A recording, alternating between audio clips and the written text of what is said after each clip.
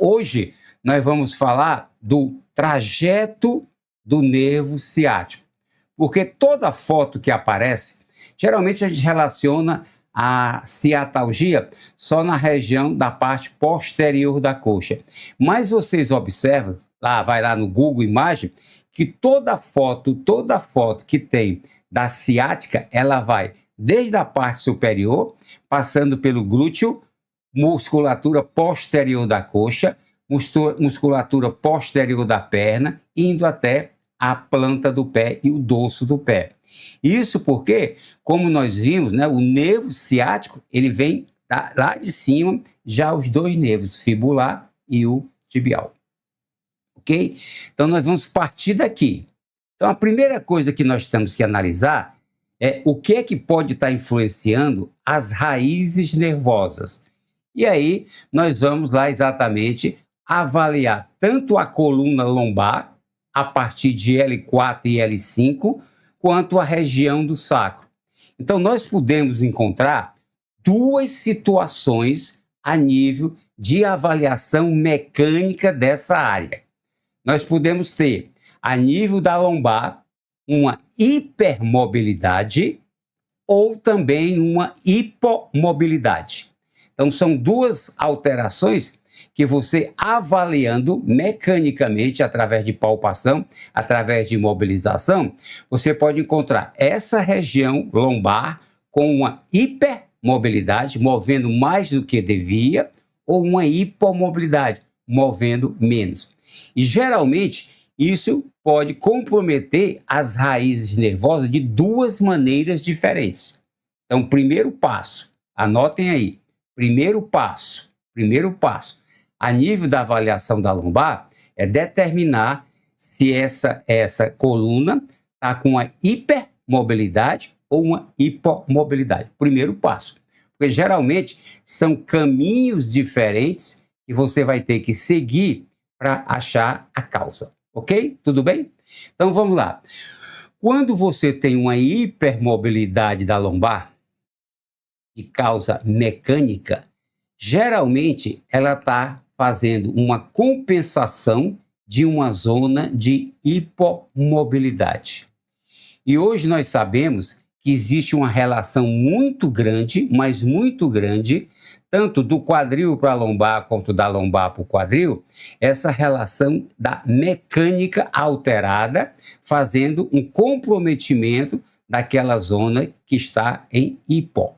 Então, nesse caso aqui, geralmente, quando você tem uma hipomobilidade do quadril, que é muito importante, tanto na marcha, quanto na própria flexão, para que você suba uma escada, atravesse a rua e suba a calçada do outro lado, o que que acontece? Se eu tiver uma hipomobilidade do quadril, eu vou gerar uma hipermobilidade da coluna lombar.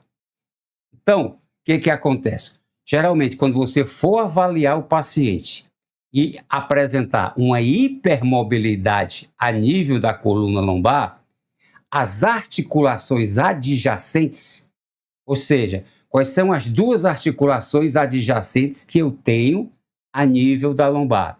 Eu tenho o quadril, a coxo-femoral e tenho a área torácica. Então, se a lombar está com hiper, é porque alguém está com hipo. Então, existe uma estatística muito grande dessa hipomobilidade está presente na articulação coxo-femoral. Encontrou hipermobilidade na coluna lombar, quadril pode estar em hipo. E a lombar vai trabalhar mais do que o normal. Pela parte de articulações, a lombar, vamos dizer assim, a prioridade da lombar, eu sei que a lombar movimenta, mas a prioridade da lombar é que ela proporcione uma estabilidade, uma estabilização vertebral. No caso de ela começar a apresentar uma hipermobilidade, ela vai trocar a função estabilizadora pela função de mobilidade. Ou seja, ela vai ter mais mobilidade e menos estabilidade. o que que isso vai ocorrer a nível da unidade vertebral. A unidade vertebral seria o corpo da vértebra, o disco e o corpo que se encontra na região inferior. Então, se isso começa a movimentar muito, vai aumentar uma propriedade biomecânica chamada cisalhamento. O cisalhamento seria que você tem uma vértebra, no meio você tem o disco, e aí o que é que vai acontecer? Ele vai começar a cisalhar mais. E isso vai afetar duas áreas da vértebra. Vai afetar tanto a região da articulação anterior, que é o disco, quanto das articulações facetárias. Então, na hora que essa lombar aumenta a sua mobilidade para fazer uma compensação de uma articulação que está em hipo, ela começa a perder a sua estabilização. E aí, perdendo a sua estabilização, ela vai começar a aumentar o cisalhamento. Aumentando esse cisalhamento, as duas áreas articulares da vértebra, a articulação anterior, que é a articulação discal, e a articulação posterior, que é a articulação facetária, elas começam a entrar num atrito maior. Logicamente, o que é que vai gerar nessas áreas? Você vai ter aí uma degeneração discal. Existe tanto uma pressão no eixo axial, quanto o cisalhamento. Então, essa degeneração discal, ela vai começar a fazer com que esse disco se desgaste precocemente. E aí, o que é que acontece? O disco é muito importante porque ele vai proteger exatamente o forame de conjugação. A distância entre um disco e uma vértebra e a outra, ela é sempre mantida pela altura do disco. À medida que esse disco começa a degenerar, ele começa a perder a sua capacidade de amortecer. Logicamente, a distância de um corpo vertebral para o outro vai diminuir.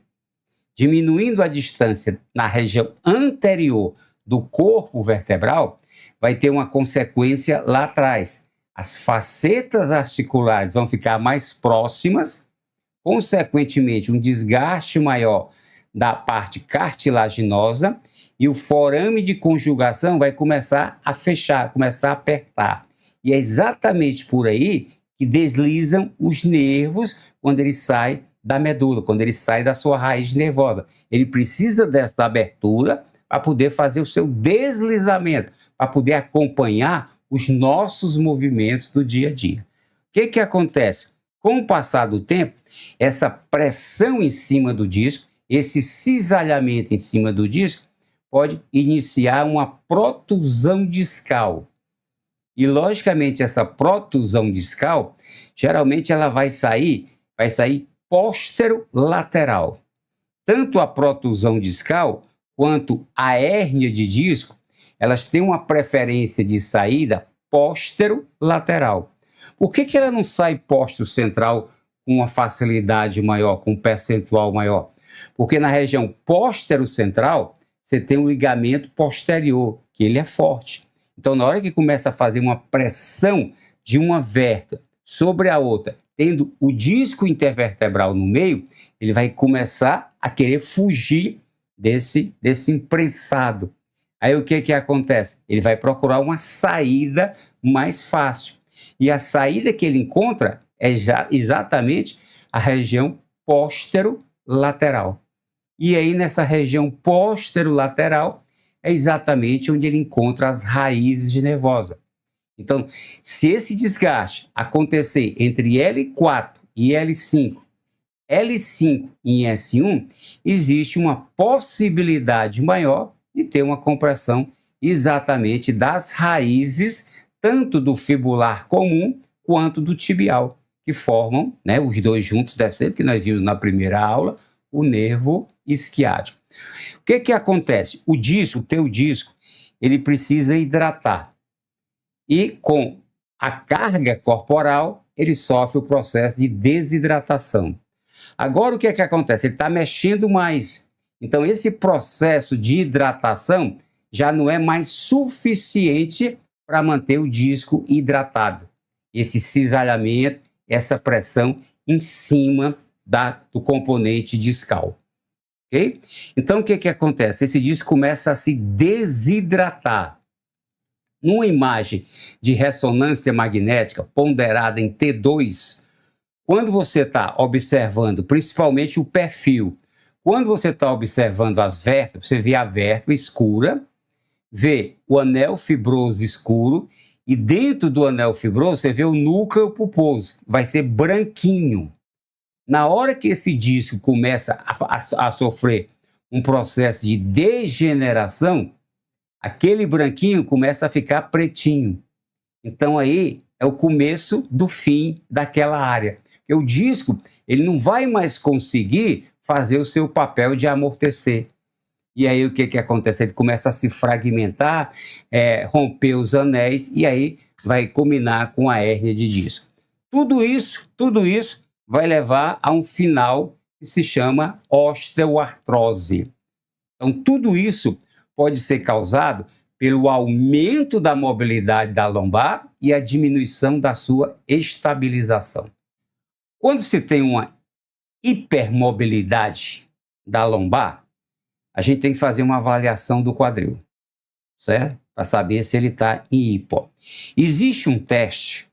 Se você chegou até aqui, sinal que você está gostando do vídeo. Então eu tenho duas dicas. A primeira é, já que você está aqui, aproveita e faz a inscrição no nosso canal.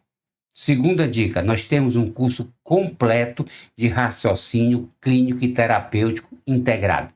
Quando terminar o vídeo, você clica no link que está aqui abaixo da descrição e vai lá conhecer o nosso conteúdo programático através de 20 módulos.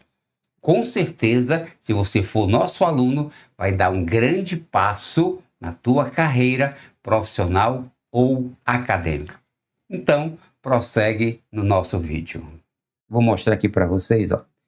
Esse teste é um teste bem antigo do FMS, que foi muito utilizado para a parte do treinamento funcional. Mas eu gosto muito dele, porque para avaliar o que eu quero agora, que seria, no caso, o quadril, ele é muito útil.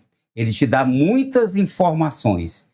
Então, o normal é você fazer esse teste chamado passo sobre a barreira. Vocês estão vendo aí na primeira foto que tem, né, vamos dizer, o paciente, o atleta, ou quem você vai avaliar, fazendo um passo sobre a barreira. Para que ele possa fazer esse passo, ele tem que levar o quadril no ângulo de 90 graus. Tem que levar o joelho no ângulo de 90 graus.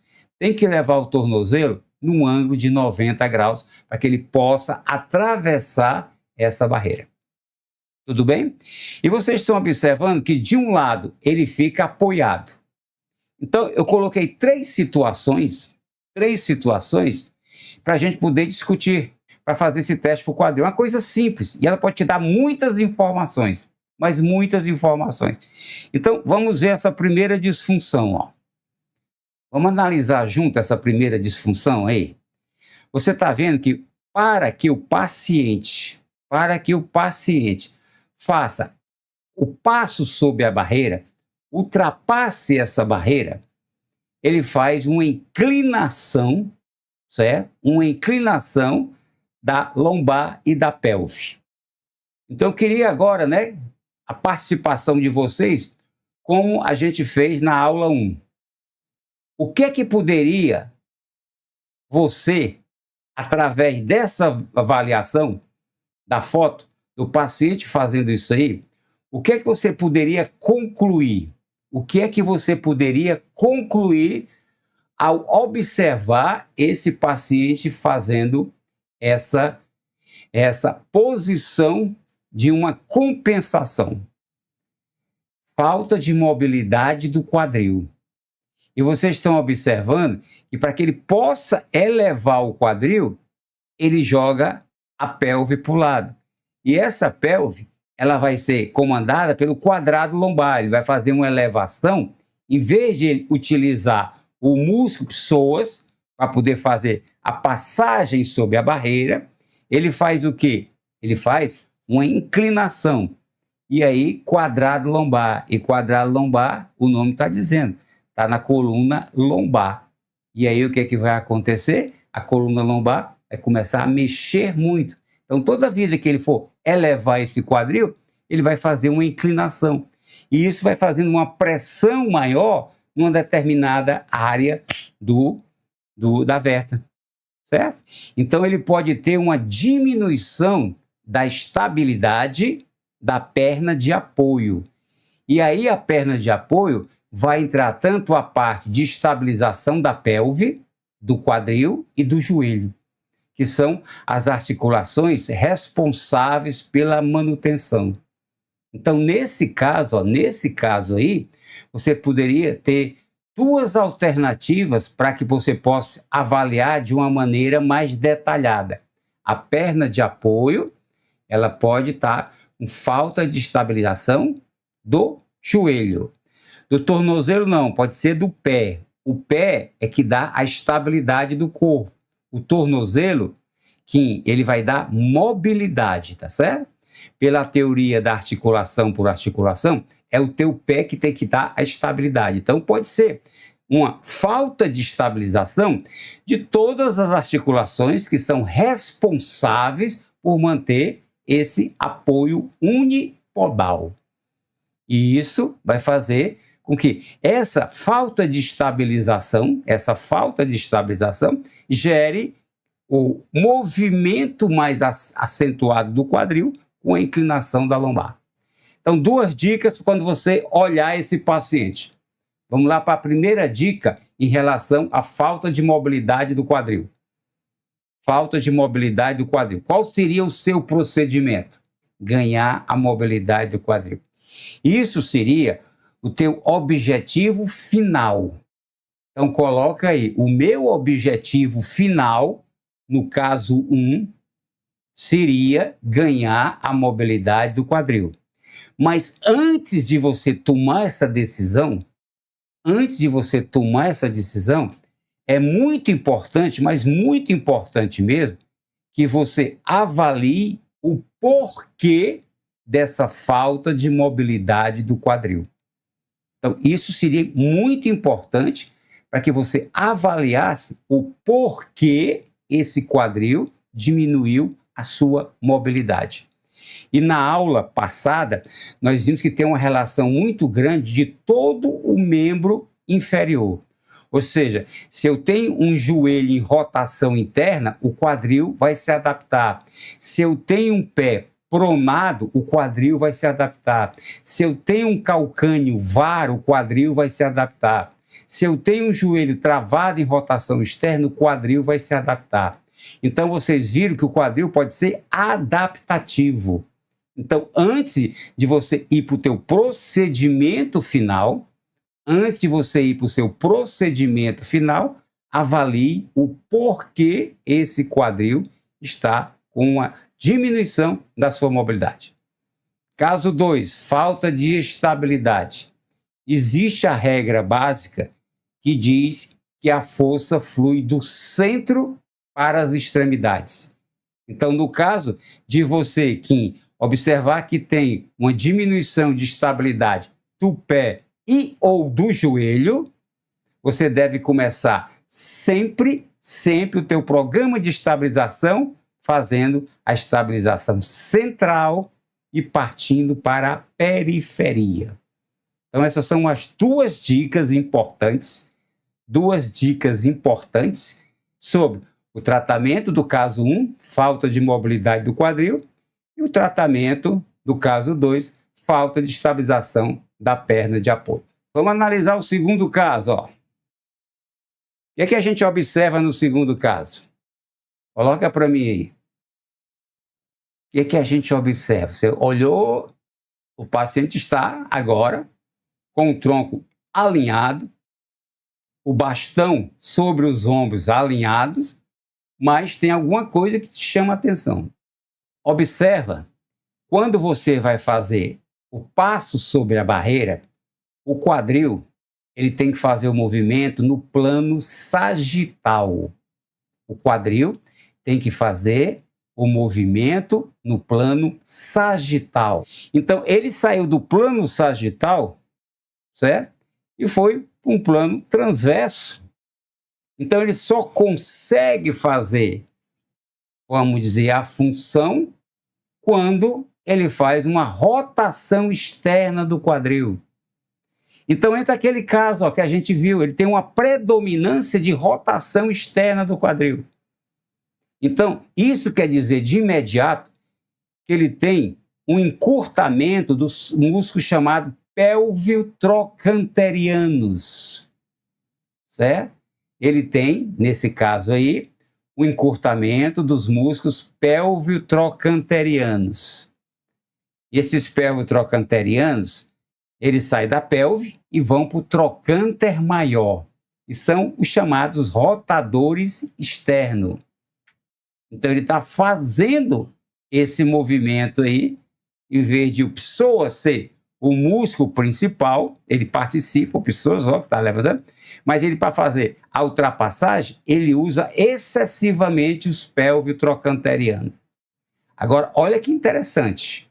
Olha que interessante. Os pelvio-trocanterianos, está dizendo, está na pelve, está saindo ali, glúteo máximo, gêmeo, tudo isso está saindo da pelve. Só que tem um dos rotadores externos, que é exatamente o piriforme. Ele está entre o segundo, terceiro e quarto sulcos sacrais. Então, o que ele pode fazer? Ele está podendo fazer uma fixação do sacro. Então, ele está fixando o sacro. Ou o sacro está numa posição de contranutação. O sacro está sem mobilidade. E aí, sem mobilidade, vai fazer com que esse nervo não deslize adequadamente. Então, nesse segundo caso aí, seria o encurtamento dos pelvio-trocanterianos. Vamos pegar agora mais um caso. Esse caso aqui, ó, ele passa tranquilo, né? Mas o que se observa aí? O que se observa nesse último caso? Tronco excessivamente inclinado para frente. Tronco excessivamente inclinado para frente. Isso pode ser decorrente, certo, de uma hipomobilidade torácica. Então, quando ele inclina para frente, para fazer o passo sob a barreira, certo? Quando ele inclina para frente para fazer o passo sob a barreira, isso pode ser decorrente de uma hipomobilidade torácica. É a articulação adjacente superior à coluna lombar. Lembra? Toda vida que eu tenho uma hipo, eu gero uma hiper em algum lugar. Então, nesse caso aí, você está vendo que o quadril dele foi lá em cima, né? Foi lá em cima. Quase mais de 90 graus. Mas o que é que se observa? Que ele tem uma inclinação do tronco. E aí, quando você for fazer o teste, possivelmente você pode encontrar uma hipomobilidade. Fazendo aquele clássico teste, né? Você faz na lombar do PA, póstero anterior, para ver a mobilidade de cada uma das vértebras torácicas. Então, isso aí pode ser uma hipomobilidade torácica. Aí você já está pensando assim, se é uma hipomobilidade torácica, eu vou fazer exercícios, vou fazer mobilizações, vou fazer o DOG, né, dentro da osteopatia, para ganhar essa mobilidade torácica. Lembra, vamos ganhar mobilidade torácica. Quando você encontrou uma zona de hipo, certo? Você vai realmente dizer assim, eu vou ganhar mobilidade. Mas nós vamos usar o mesmo critério que nós usamos lá no quadril.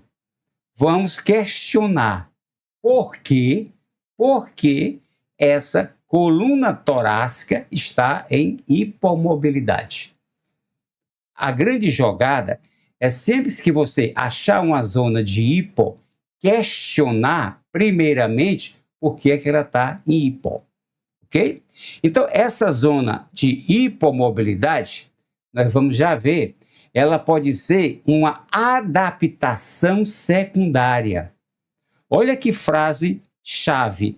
Essa hipomobilidade pode ser uma adaptação secundária. Então, se você tem uma adaptação secundária, não adianta tratar, certo? Não adianta tratar. Você tem que achar quem está causando essa adaptação. E agora que nós vamos ver exatamente a segunda parte, que seria no caso de você encontrar uma zona de hipo. Entendido? Então coloca aí, ó, anota, uma zona de hipo pode ser uma adaptação secundária. Uma zona de hipo pode ser uma adaptação secundária. É o que nós vamos ver agora. Antes de fazer qualquer procedimento, pensa nessa frase, que aquela hipomobilidade pode ser uma adaptação secundária.